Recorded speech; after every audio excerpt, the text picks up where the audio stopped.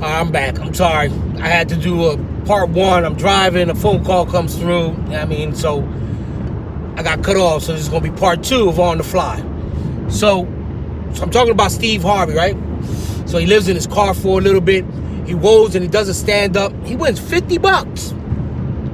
Right then and then, he knew. He knew that that's what he wanted to do. And he pushed, man, and he went through whatever he went through. Tyler Perry's story is phenomenal, too. He also, from my understanding, lived in his car, right? Steve Harvey, when he speaks, on one of his motivational speakings, he talks about Marie Callender. Everybody knows Marie Callender, right? Marie Callender is a food distributor.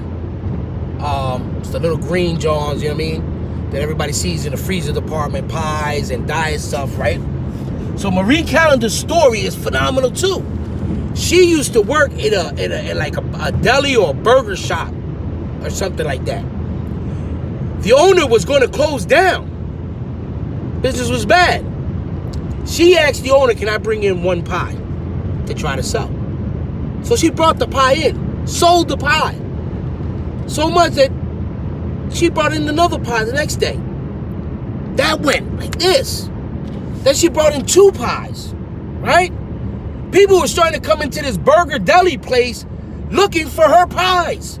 Not for burgers, not for deli sandwich, for her pies. You feel me? So much so, man, that she started just making pies where the burger joint turned into a pie shop. She raised this man's business back up through her pies. Right? She made so much money and so many pies that she was able to afford to buy herself a commercial oven to put in her house to keep up with the pie orders. People were ordering them left and right. All right? Now, Marie Kelly is in almost every supermarket you can think of. Her products are in there. She's a millionaire. One pie. She just asked. She asked one question. Can I bring in a pie to sell? One pie. You understand what I'm saying? So what I'm talking about is, man, we get so feared up, man, and we hold back on our dreams, our aspirations, the ideas that we have, because the biggest fear of that is failing. And this is what the young man and me were talking about. We sat on my table and we talked for about 40 minutes on this subject. You know what I mean? And I told him, I said, so there's so many you know how many young people I have met through my life with talent and they did nothing with it? And there's so many different variables. Because it is. There's so many different variables. Main one is fear, right? Afraid of failing. You know what I mean? But here's one nobody wants to talk about. I'm going to talk about it because y'all don't pay my bills. So I'm going to talk about it. How about the people that you're running with? And this is what I told him, right? There's a lot of people, you know what I mean? Like, I get it. I remember being 26, hanging with my boys on the corner at the club or just chilling in somebody's house, and we get into conversation and everybody starts to talk philosophical. You start to talk life on life, right? So you come up and you tell your boys, yeah, man, I got this idea, right? And you may hear these things. Bro, you crazy? Bro, you a hood rat. You ain't never gonna do that. Nigga, you ain't got no education. Right? Where you gonna get the money from? Ain't nobody gonna invest in. These are the things that you hear from the people that you're around. Get the fuck away from them people. Get away from them people. Right? Because fear is the factor, but what about the haters, man? What about the haters? You have been given a gift by God. Whatever that talent may be. You don't think God wants you to take that talent to as far as he wants you to take it for his glory? And yes, I just cursed. I'm a sinner saved by grace. I ain't perfect. I ain't a pastor. You know what I mean? But God gave you a gift of talent. Right? Let me talk to you. Steve Harvey again talks about he used to get his haircut from this bull. The bull used to charge him $10. Right? That's what he charged for a cut. Barber. And he calling Steve head. So when Steve got built money and got famous, you know what I mean? He brought Bull on. Because that was his barber, you know what I mean? Guys got, Steve stayed fresh. That's before he went bald. He talks about that too, right? So he brought the barber along with him. Now this man was going from charging $10 a haircut to charging $100 or whatever the price is. Double check me. Long story short, then when Steve went bald, this man took that skill, that talent that God gave him, and shot with it. Today, that man owns like 4 or 5 different shops. You understand what I'm saying? Beauty hair salon. He's worth a couple $1 million from cutting hair. $10 a pop start off. You feel what I'm saying? Get away from people who constantly want to shit on your dreams, who want to tell you you can't. Because there's a God that loves you and tells you that you can. Listen, I'm doing these videos because people have been telling me for years, and I'm not gloating, I'm not bragging, because anything and everything that I have, if I have a skill in this, if I have a talent in this, it is all for the glory of God and because of God's grace on me, His mercy, because I'm like y'all. You know how many people have told me, man, you ever thought about being a public speaker? You ever thought about, speaking professionally or motivational, whatever the case may be? You're powerful when you speak, blah, blah, blah. But I didn't push on that. You know why? I was scared. But I also had them people that would say, come on, nigga, I remember you. You used to hustle nickel bags of weed back in the day. You know what I mean? You ain't got no high school diploma. I seen the dirt that you done. Ain't nobody gonna listen to you. I had people on my table, sitting there, eating with me, telling me these things. What does that sound like to y'all? What does that sound like to y'all? Right? Does that sound a little bit? I'm not comparing myself to him, but does that sound a lot like Jesus' story, the Last Supper? He's sitting at the table breaking bread with his disciples, right? But he knew that Peter was going to deny him 3 times before that rooster crowed. He knew that Judas was going to betray him. These are his boys he's sitting at the table with. But he also knew that his purpose and what he was supposed to do for God came first before all of that. He knew. You think Jesus could have figured it out? I mean, he could have done something to divert Judas's plan. I mean, he was given all power by the Lord himself, by God of all gods, the Almighty. He could have done something. But he knew that no, that was his purpose. That was his mission, was to be fulfilled for the glory of God. So even though he knew that Judas was going to betray him, he knew that he was going to be crucified, he knew that Peter was going to deny him, he still went forward. He pushed through it all. And that's what I'm trying to tell people today, man. Push through it all. You're going to have naysayers. You're going to have haters. Listen, right now there are people that are hating on me for these stupid ass little 30, 40-minute videos. People that I thought when they sat at my table was eating with me for seeing me grow.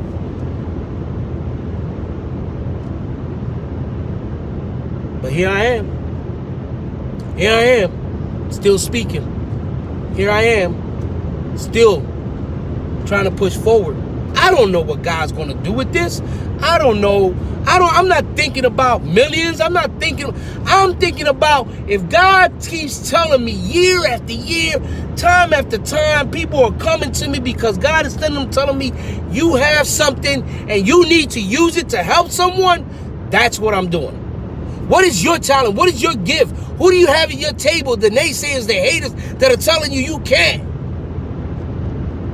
What are you doing wasting that talent?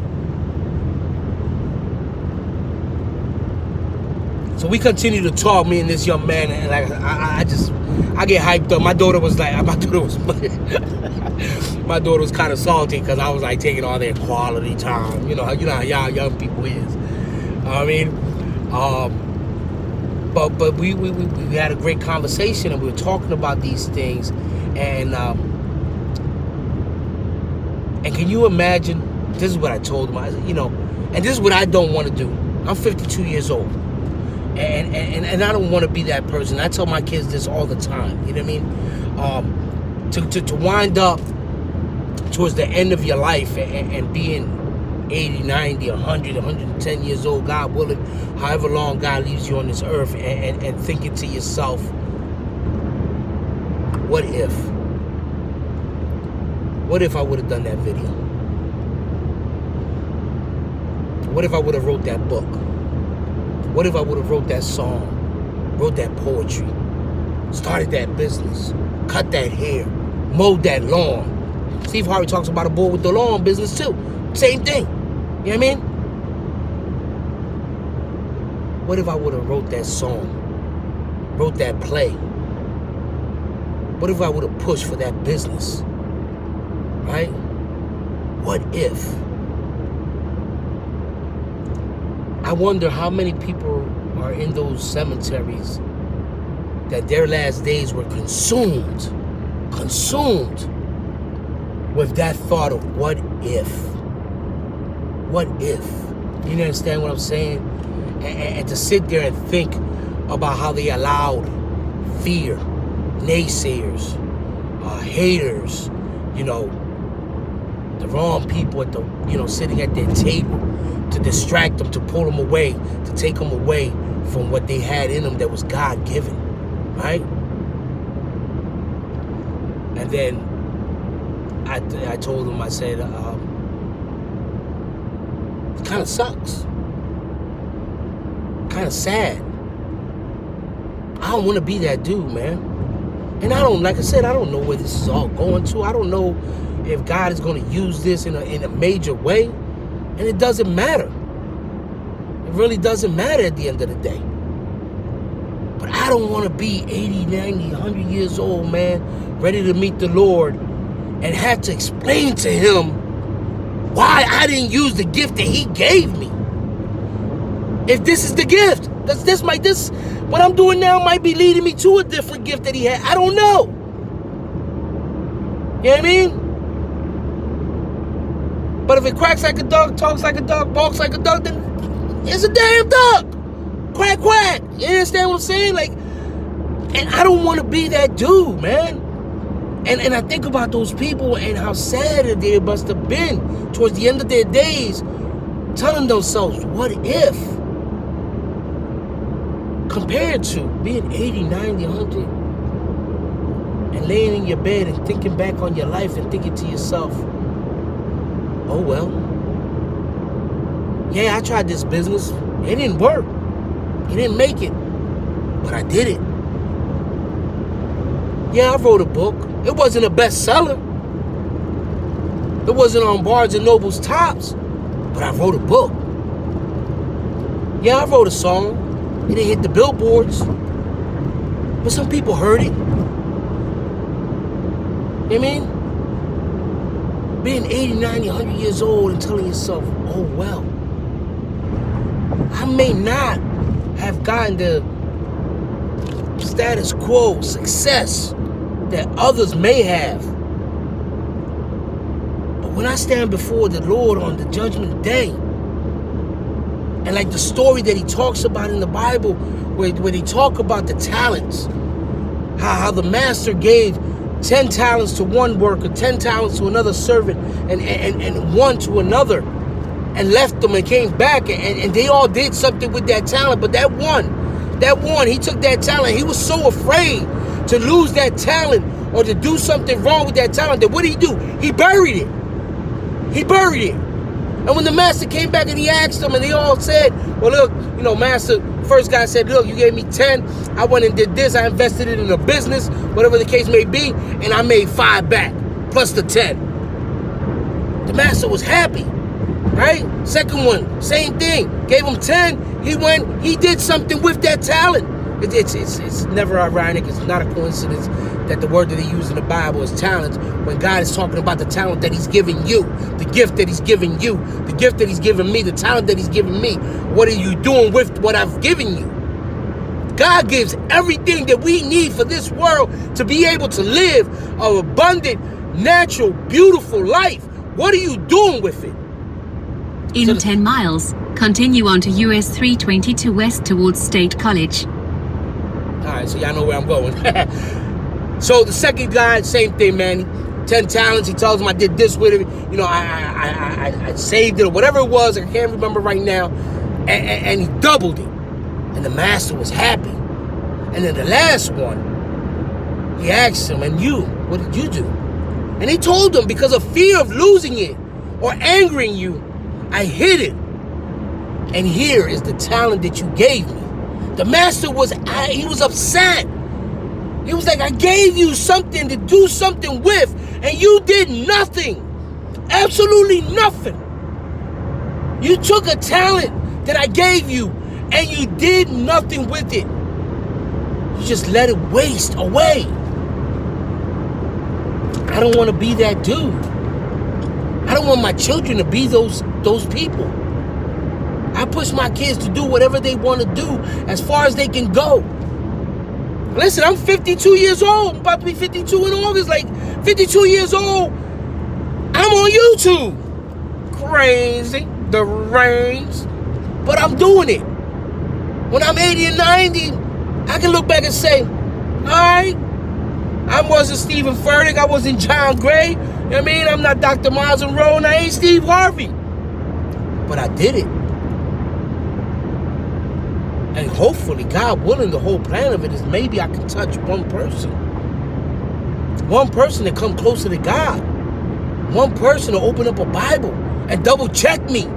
And get so engulfed in the words that are in that book that they decide to read more. They decide to walk into a church and talk to somebody. That they decide to give their life to Jesus Christ. I'm not your typical Christian, because I'm not. I am well aware of who I am. I am well aware of my flaws. I am well aware of my sins.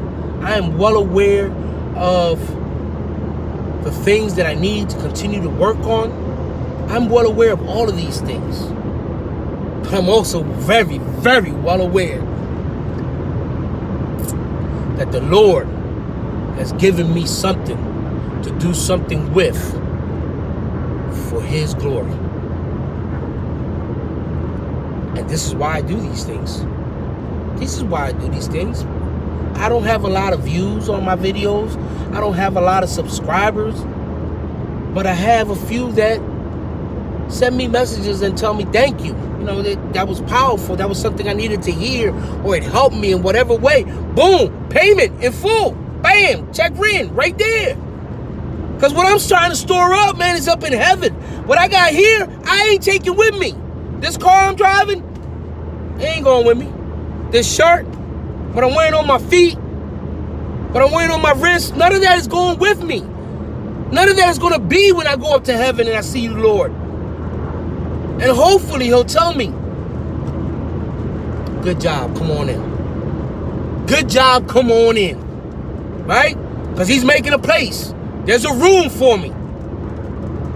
But is the work that I'm doing here for that room, or is the work that I'm doing here for the rooms here? Am I doing the work here because I want to get a penthouse or a mansion and have many rooms here? Because when I leave, guess what? It stays behind.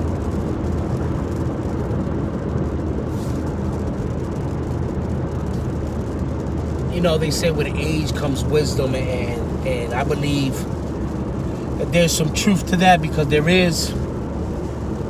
But more and more, I'm starting to believe more and more that with experience, with trials, with tribulations, with problems, with opposition, that's where the wisdom really comes in, man. That's where the wisdom comes in. The Bible talks about that too. It says through trials and tribulations, through perseverance, that trials and tribulations is where your rewards come. Right? You know, I put up I always say this wrong and my kids laugh at me. A meme. I used to call them memes. My kids are like, that's not it, Dad. They love to correct me. God bless them. But I put one up the other day on my IG, my Instagram, and it said something to the effect, and this is basically what it says: do the thing that scares you the most, because that's where your growth is going to be at, right? Do the thing that scares you the most, because that's where the growth, that's where you're going to learn. That's where you're going to find out who you are in Jesus Christ, in the Lord Almighty. Ain't none of us perfect. We all fall short of the glory of God. Every single one of us. I don't care who you are. And I'm going to claim it. Every single one of us. Every pastor, every reverend, every evangelist, anybody that's trying to do Christian work, anybody that's caught up in addiction, any human being whatsoever, we all fall short of the glory of God in one way or another. But again, the glory of God, that he loves us so much. That he loves us so much. First and foremost, he forgives us. He forgave Peter. He forgave Judas. He forgave all of us. He forgave the people that crucified him. He forgave the boy on the cross next to him who was dogging him while he was up there. The boy on the right. I believe it's the boy on the right. Double check me. Right? He forgave us all. He continues to forgive us. Because he says, I want you to have a life of abundance. Right? In 2 miles, continue on to US 322 west towards State College. 2 more miles. He forgave us all for all of that. Right? He wants us to have a life of abundance. Right? So I'm a recovered addict. Okay? I'm a person in recovery. And one of the literatures that I read, that I've read, it's got a couple lines in it that are just phenomenal to me. And one of the lines, it states, it says, God provides what we needed as long as we kept close to him and performed his work well. God provides what we needed as long as we kept close to him and performed his work well. Right?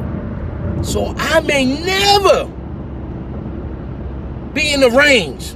It's my favorite car, by the way. That's why I said it. That's what I would like to have. Right? Stay in the left 2 lanes. I may never have a beach house. I may never get out of Philly. Use the right 2 lanes to continue on to US 322 west towards State College. But regardless of all of that, this is what I know. Continue. Continue, see? It's God telling me to continue. Keep talking to y'all. Woo! That as long For as 28 miles, continue straight on. That as long as I continue to get better, to get closer, to continue to do his work, however minuscule I am. I may not reach the amount of people that Stephen Furtick, John Gray, you know what I mean, my pastors at my church, pastors all over the world, touch it, but I may not ever touch that amount of people. But if I touch one, there's a Bible verse just came to mind, but I can't think of it. There's a verse in the Bible that says, just one. If you can reach just one, you've made God happy. Right? Oh, this was I think I did this on my last video. I talked about this. When Jesus was talking about the prodigal son. That story. Right? In Luke 15. He talks about the lost sheep. One sheep. They leave 99 to go for one. They leave 99 to go look for one. Right? Then he said he left 99 to go look for 99. He left 99 to look for one. He said once they found the one, they